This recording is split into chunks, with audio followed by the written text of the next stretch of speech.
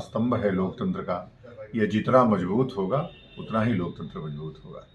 महाराज जी क्या कहेंगे, समझो देश में हालात बने हुए हैं, कहीं ना कहीं जिस तरह के हालात है उसे लेकर आप क्या सोचते हैं?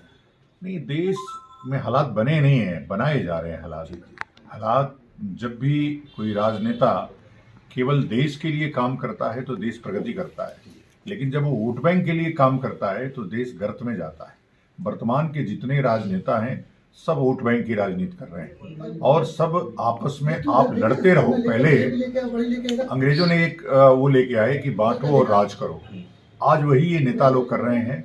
वो छोड़ के चले गए, इन्होंने उसको पकड़ लिया कि कैसे पहले हिंदू मुस्लिम बटा, फिर अब उसके बाद हिंदू हिंदू बट रहा है, अगड़ा पिछड़ा बट रहा है और केवल बांटते रहो ताकि हमारी जो राजनीतिक यात्रा है वो अमर रहे। अभी शंकराचार्य जी को लेकर एक विवाद भी हुआ, कहीं ना कहीं दोनों तरफ से आरोप प्रत्यारोप हो रहे हैं। शंकराचार्य जी भी लगातार बयान दे रहे हैं सरकार और मुख्यमंत्री के खिलाफ। मुख्यमंत्री जी ने भी कल विधानसभा में बयान दिया, उसे लेकर क्या कहना चाहिए? नहीं, मुख्यमंत्री का लोकस नहीं है शंकराचार्यों पे बोलना। वो एक 3 पीढ़ियों के महंत हैं और शंकराचार्य 171 पीढ़ियों के महंत हैं।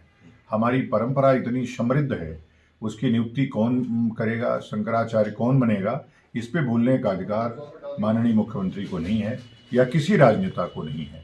और कम से कम जो मान्य पीठे हैं उस पर तो बिल्कुल नहीं।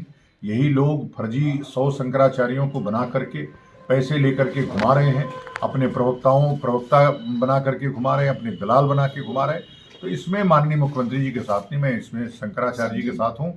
और माननीय मुख्यमंत्री को भी गरिमा का ध्यान रखना चाहिए। वो जहाँ से आए हैं, चूंकि मेरे तो बहुत ही अच्छे मित्र हैं और मैं बार बार उनको सही सलाह देता रहता हूँ कि आप गलत रास्ता मत पकड़िए।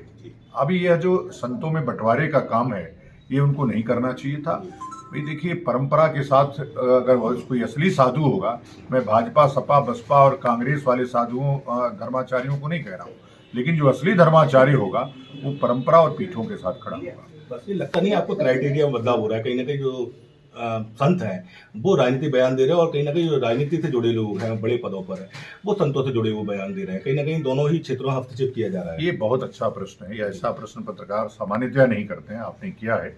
तो यह जो राजनीतिक अतिक्रमण धर्म में हुआ है आरएसएस के आने के बाद, वो बहुत बढ़ गया है और उससे इतनी जबरदस्त, जैसे सारी जो सांकरी पीठें थी, रामानुज पीठें थी, माधवाचार्य की पीठें थी, सबका राजनीतिकरण कर दिया इन संघ के लोगों ने।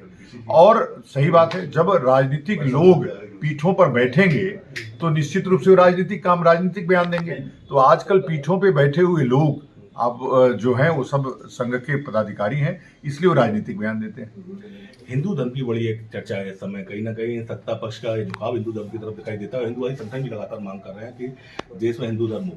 कहीं ना विपक्ष इसे लेकर कहीं ना आरोप प्रत्यारोप का दौर नजर आता है, तो क्या लगता है आपको? देखिए, अभी आजकल तो विपक्ष ही सबसे बड़ा हिंदूवादी हो गया है, क्योंकि जो पक्ष है वो हिंदुत्व को तोड़ने में लगा है। आज अखिलेश यादव का एक बयान कल यूजीसी के ऊपर, वह एक बहुत क्रांतिकारी बयान है। उन्होंने कहा है कि ये यूजीसी केवल अपनी राजनीतिक उल्लू सीधा करने के लिए, और मैं इसको बार बार कह रहा हूँ, मैं नरेंद्र मोदी या योगी आदित्यनाथ का विरोधी नहीं हूँ, अखिलेश यादव का विरोधी नहीं हूँ, मायावती का विरोधी नहीं हूँ, लेकिन हम धर्म के पक्ष में खड़े रहते हैं। जिस काम से धर्म कमजोर हो वह काम यदि राजनेता करेगा तो हमको निश्चित रूप से उसका विरोध करना चाहिए। और इसलिए आज के डेट में हम नरेंद्र मोदी के विरोध में खड़े हैं। इसलिए नहीं कि मैं भाजपा का विरोध करना चाहता हूं, मैं तो जीवन में कभी किसी को वोट ही नहीं किया, लेकिन अब मुझे लग रहा है कि लोगों को सोचने पे मजबूर कर दिया है इस कदम ने नरेंद्र मोदी के। ये बांटने की जो राजनीति आई है वह ना पिछड़े के हक में है, ना दलितों के हक में है, ना सवर्णों के हक में है, वह किसी के हक में नहीं। तो आप कहना चाहते हैं कहीं ना कहीं यूजीसी जैसे कानून कहीं ना कहीं बंटवारा कर रहे हैं समाजों में, धर्मों में? वो इसीलिए लाया ही गया है केवल। देखो क्या है, 2012 का एक एक्ट है जिसमें ये प्रावधान है और इससे तमाम लोग बिना जाति देखे जो अपराध कर रहा है वह कैंपसों से बाहर हो रहा है और उसका प्रवेश निरस्त किया जा रहा है। लेकिन अभी जो ये यूजीसी लाया गया वो सिर्फ इसलिए लाया गया कि ओबीसी का जो